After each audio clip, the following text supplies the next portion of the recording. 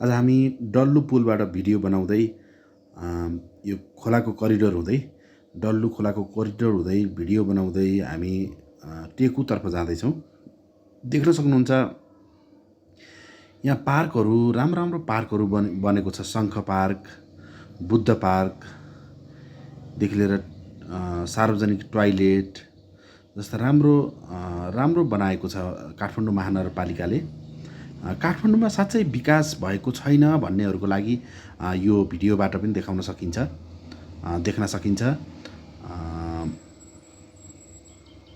Buddha park जस्ता पार्कहरू र बिहान मानिसहरूलाई मर्निङ वाक या इभिनिङ वाकको टाइममा एक्सर्साइज गर्नको लागि जस्तो प्रत्येक चोकमा तपाईहरुको यो जस्तो ट्रेनिङ गर्ने जिमहरूको व्यवस्था गरिएको छ। जस्तो एक्सर्साइज सेन्टरको व्यवस्था गरिएको छ पार्कको छेउमा।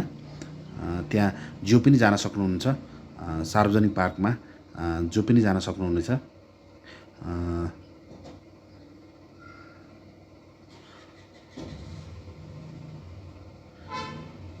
देख्न सक्नुहुन्छ पार्क देख्न सक्नुहुन्छ। ल हेर्नुस् त पार्कमा जोडीहरू आएर बस्ने ठाउँ बनाएको छ है। बुद्धहरूको स्तूपा छ हेर्नुस्।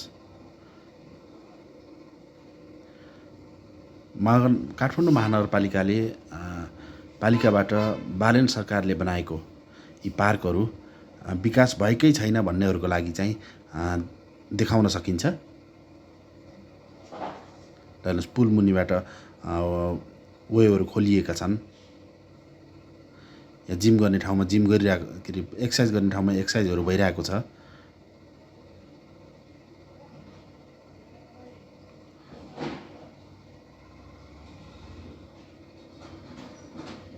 पुल मुनिबाट यसरी बाटो खोलिएको छ।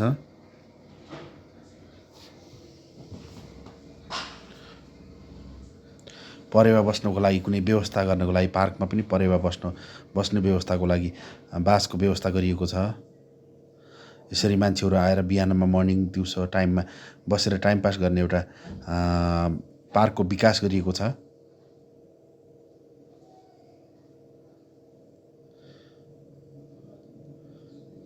खोला किनारामा सुकुम्बासी बस्ती बस्नुभन्दा यसरी पार्कको विकास गरेमा बाटो क्रसिङको राम्रो व्यवस्था छ।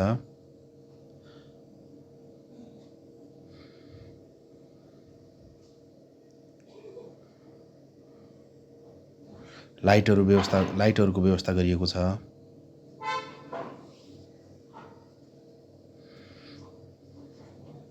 यो पशु बसशाला हो। अहिले तल खोलाको करिडोर पनि खोलिसकेको छ। यहाँबाट के अरे बल्खु निस्कन्छ। हामी टेकुको नजिक पुलनिर पुगिसकेका छौँ। अन्तिमसम्म यो भिडियो हेरेर साथ दिनुहुने सम्पूर्णले फलो गरेर लाइक गरेर कमेन्ट गरेर सहयोग गरिदिनु होला भन्न चाहन्छु।